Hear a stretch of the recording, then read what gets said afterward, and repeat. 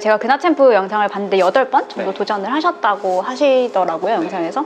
저도 똑같이 8번, 10년이 걸렸으니까. 저도 포기하고 싶었던 마음이 없었던 건 아니에요. 부산에서 커피 하시는 분들, 저는 삼촌들이라고 부르는데 그분들이 그냥 굉장히 많이 응원해 주셨고 힘들 때마다 좀 옆에서 좀 계속 함께 해주셨던 것 같아요. 근데 그 덕분에 이분들을 위해서라도 뭔가 성과를 내야 되지 않을까라는 생각, 약간 책임감?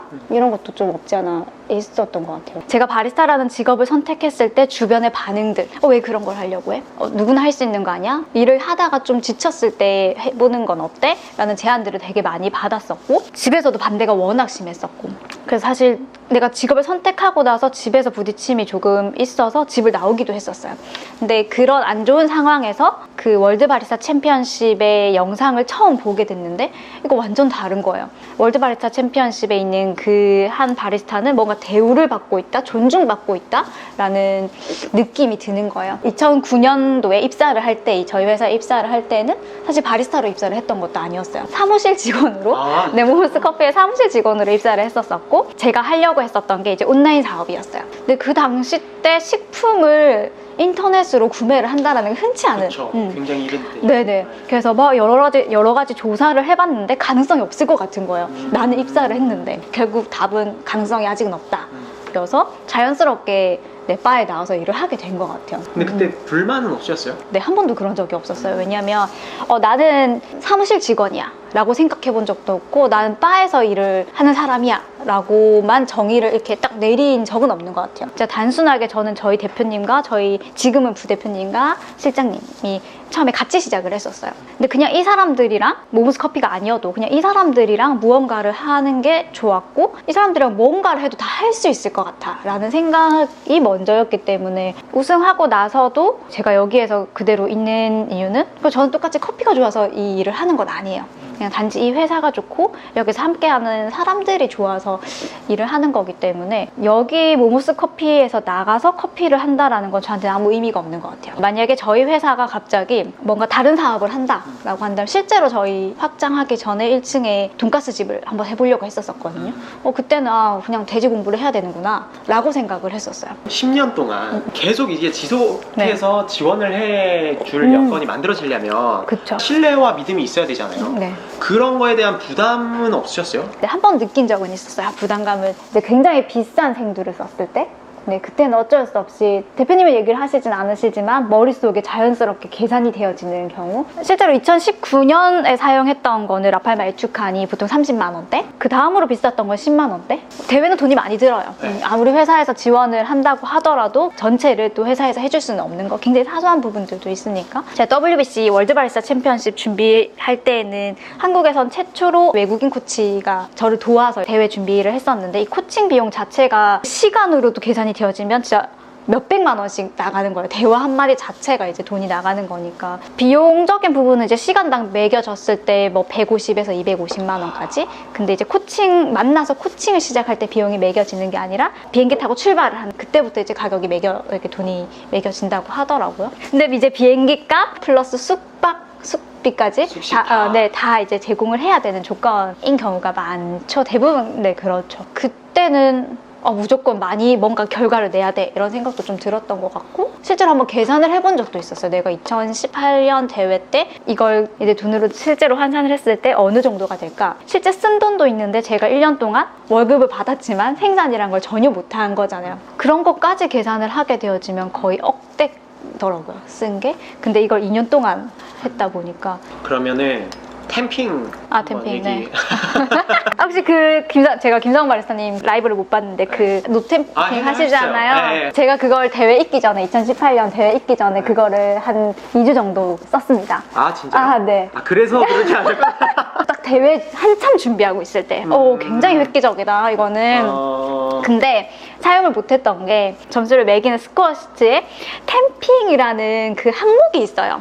캠핑이라는 단어가 들어가져 있어서 이게 아무리 추출이 안정적이었어도 여기에서 노후가 체크가 되어지면서 감정을 받게 되는 거예요. 그래서 네, 포기를 하고 다시 이제 잘 싸서 보냈죠. 연관성이 있나라는 생각을 하게 되더라고요. 네.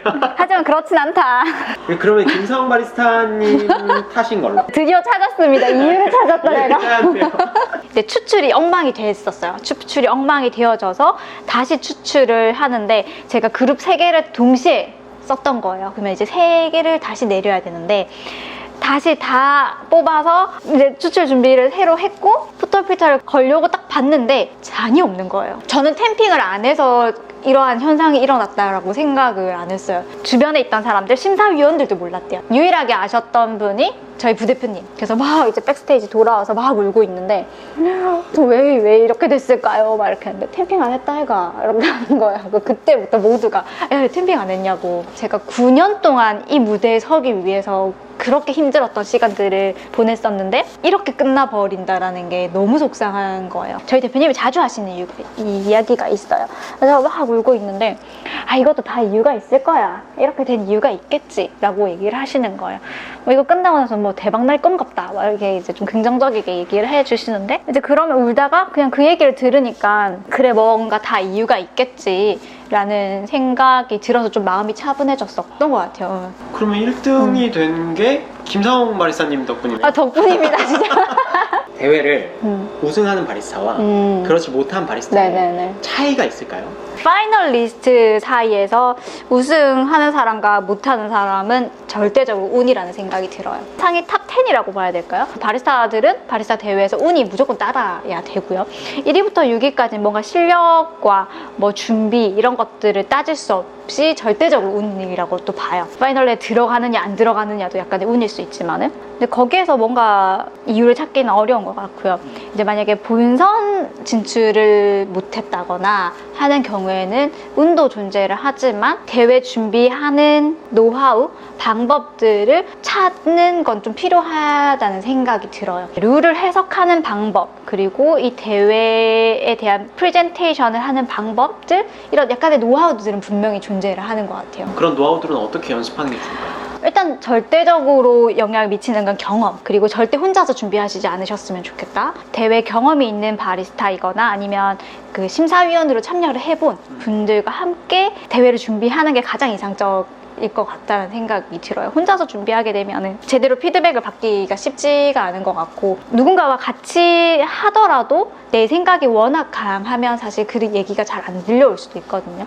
그렇다 보니까 일단 무조건 많은 사람들과 함께 준비를 하고 연습을 하고 요즘에는 워낙 매체들이 잘 되어져 있기 때문에 일단 대회 영상을 다 찾아보는 게 좋은 것 같아요. 역으로. 지금이 2020년이니까 뭐 2019년, 2018년, 17년 해서 쭉 해서 약 20년치를 WBC든 국가대표 선발전이든 다 찾아보는 게 좋은 것 같고요. 그리고 전년도 이제 파이널리스트들을 보면서 스피치에 대한 분석이 좀 필요한 것 같아요.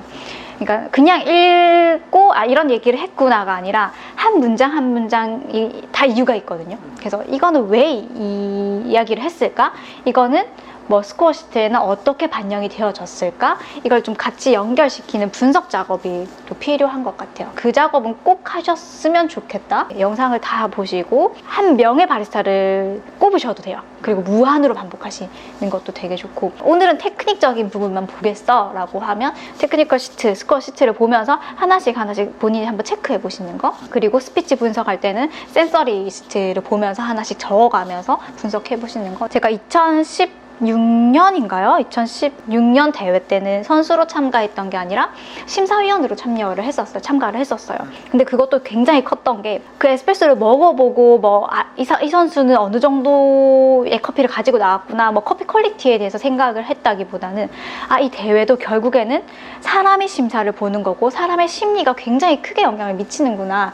그리고 선수 이상으로 심사위원도 긴장을 하는구나. 이 15분이라는 시간 동안. 그러면 이 심사위원의 이 심리 상태와 이 마음을 좀 내가 편하게 리드해주는 이것도 굉장히 스코어에 영향을 크게 미치겠구나. 커피는 다 맛있었어요, 심사를 볼 때. 근데 어떤 선수의 커피를 마셨을 때는 좀 더 기분 좋게 그리고 좀 더 편하게 또 긍정적이게 봐주게 되어지고 좀 더 즐겁고. 그러니까 저는 그때 아 내가 이래서 1등을 못했구나. 나는 너무 내가 하고 싶은 얘기들만 했구나. 내가 알고 있는 것들을 얘기하는 데 집중을 했구나. 이 사람과 뭔가 케미를 맞추려고 하지 않았구나 라는 생각이 제일 크게 들었죠, 심사보는. 그래서 적용한 게 뭐예요? 제일 크게 적용한 거는 딱 이거, 시연 시작하기 전 30초. 보통 이제 서서 버튼 누르고 바로 시작하는 바리스타분들도 계신데, 저는 이 버튼을 누르기 전에 모든 심사위원들과 아이 컨택을 하고 눈빛으로 뭔가 알 수 없는, 뭔가 이게 설명하기 어려운 것 같아요. 이 30초 정도의 시간, 40초 정도의 시간을 가져요. 똑같이 긴장을 하고 있고 뭔가 우리가 같이 잘 맞춰보자라는 나 스스로의 다짐이기도 한데, 이 뭔가 눈빛을 한 명씩 맞추면서 이렇게 미소를 지어 보이기도 하고, 그리고 이 사람 간의 거리가 굉장히 중요하더라고요. 시연 시작할 때 버튼이 여기 있기 때문에 가까이서 이제 뭔가 눈빛 아이 컨택을 하기보다는 상대방이 가장 편하게 느끼는 거리, 그리고 전 좀 작은 편이기 때문에 더 멀리 서게 되면 더 작아 보이게 되고, 또 가까이, 너무 가까이 서도 되게 작아 보이게 되어져요. 그래서 이 거리 맞추는 거, 그리고 어느 부분의 가운데에 섰을 때 혹은 약간의 오른편에 섰을 때 내가 조금 더 챔피언 같이 보일까, 이걸 이제 30초 동안 이제 구성을 하는 거죠.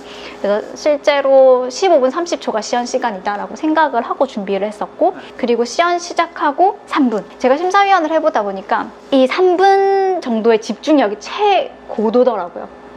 그래서 이때 선수들이 하는 이야기는 정말 하나도 빠짐없이 다 들을 수 있는 정도의 집중력이더라고요. 초반 3분. 네네. 근데 여기서 하나 딱 놓치게 되면 그 다음부터 조금씩은 놓쳐지는 것들이 없지 않아 있는데, 뭐 적어주시는 분도 계시긴 하지만, 그래서 스피치를 구성할 때 내가 스피치를 다 짜고 나서 3분 컷을 잘라봐요. 그러면 이 3분만 들어도 내가 15분 동안 할 얘기가 충분히 이해가 되는가. 그래서 시연 시작 전 30초, 그리고 시연하고 나서 3분. 여기에 엄청나게 포커스를 많이 맞췄고, 스코어 시트로 보게 되면 제일 마지막에 바리스타의 전문성이라는 항목이 있어요. 여기에선 점수가 좀 왔다 갔다 하는 편일 수, 뭐 다 점수가 왔다 갔다 하지만, 커피는 컨디션이 같을 수가 없어요. 내가 대회 때 사용할 커피를 아무리 똑같은 조건으로 로스팅을 했고 똑같은 조건으로 포장을 해갔고 하더라도 백스테이지 갔을 때 혹은 무대, 그날 날씨, 환경, 습도, 온도에 따라서 조건이 다 달라져 버리기 때문에 내가 예상했던 커피 퀄리티가 안 나올 수도 있고, 오히려 더 나와버릴 수도 있고 더 좋을 수도 있고,